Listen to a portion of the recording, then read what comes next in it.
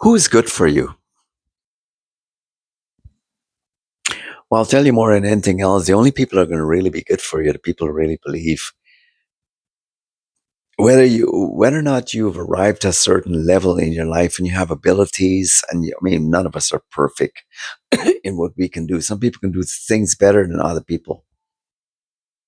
But when you have people in your life that put out a whole lot of investment in the way how they see you, and they see you as becoming better, and they see you as becoming best, and they see all the possibilities, they see your potential, because they in some ways have a place in that potential, because what they put out to you is who they are inside.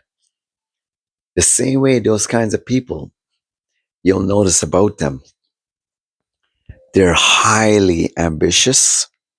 They have a high regard for how they present themselves, how they behave, their manners.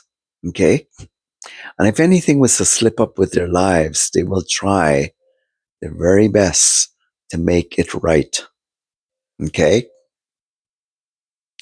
Having, having people in your life who are going to be good investments is the most beautiful thing that you can ever have, because what they will put inside of you just by being in their environment, okay, is that's phone call that would never have happened any other way, just by being with them.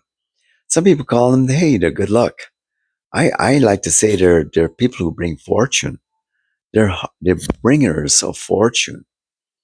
And the other kind of people don't bring that. Okay,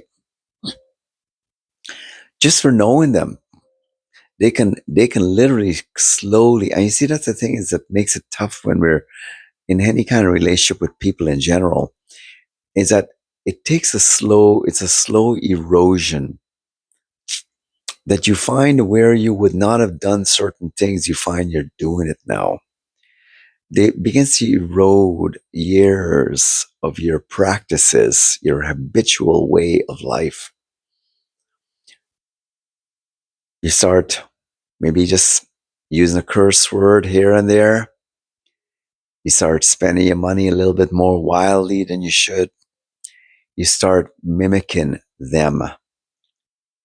And you know that the craziest thing is I've discovered that it seems a good natured people, because they don't force anything.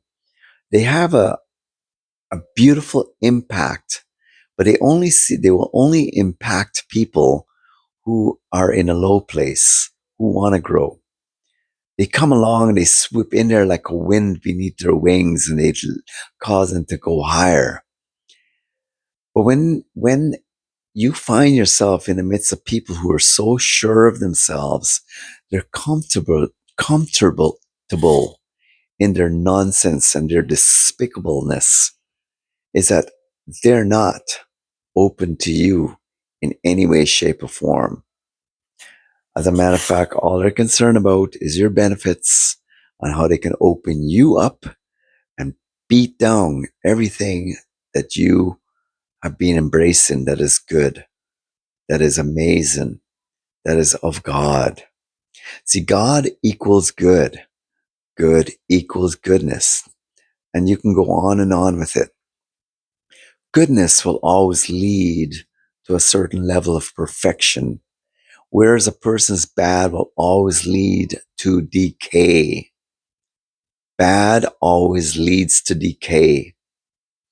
And there's a process in life, and we can't buck these processes. When God created everything, He says everything will produce after its own kind.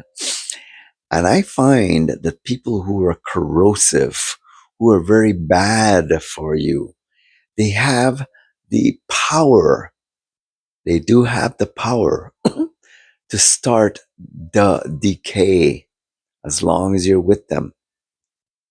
And you know, it's interesting. You could spend, let's say, 3, 4 days with them, and it's crazy, because without realizing while you're there, they sort of suck the actual natural air, the air by which you breathe, They start to suck it from you. And when you leave them, you start to experience a certain level of breathing normally again. And it really does take a certain amount of aggressiveness on your part. That's the only kind of aggression you really have in your life anyway, is the aggressiveness to break free. People can people can be so many things to us, whether it be through our experiences in our mind, how our brain is perceiving what's in front of us. But to see that real picture, of who or what is affecting your life and what's going on, it's hard when it takes time. And it's even more nicer and easier when it doesn't have to take time to come to a conclusion. This is not good for me, and I'm leaving. I'm getting out at all cost. I don't know what the future holds, but I know this is not where I want to be. And the things I've discovered, it seems that when people break away from what is ugly and what is bad for them, it seems a provision for their healing comes out of places that they would not even thought for a second would have happened, because their faith, their very perspectives were all being fogged up. They enter into a fog. And when they came out and all these things happened to them, wouldn't have happened otherwise, is because it was clarity. I see those things that are good for you can never really happen when it's in the fog of what is ugly and awful. Because what is ugly and awful is corrupting the fog with darkness, with evil spirits, with all the things that makes that person, the dust, the decay, the smell, the stench, the filth. All those things is their environment, their atmosphere. When you come out of it, you can breathe again, and the environment around you can. And what happens to you, it's allowed, the allowance take place for you to have what you should have had you not been in a situation that was so awful and ugly. Have a good day. Rejection is so awful. It is such a disgusting thing. And it's not worth it for anybody to be in any kind of fog with something that's gross and disgusting. And I'm talking about the human element. Have a good day and do like and subscribe. Thank you.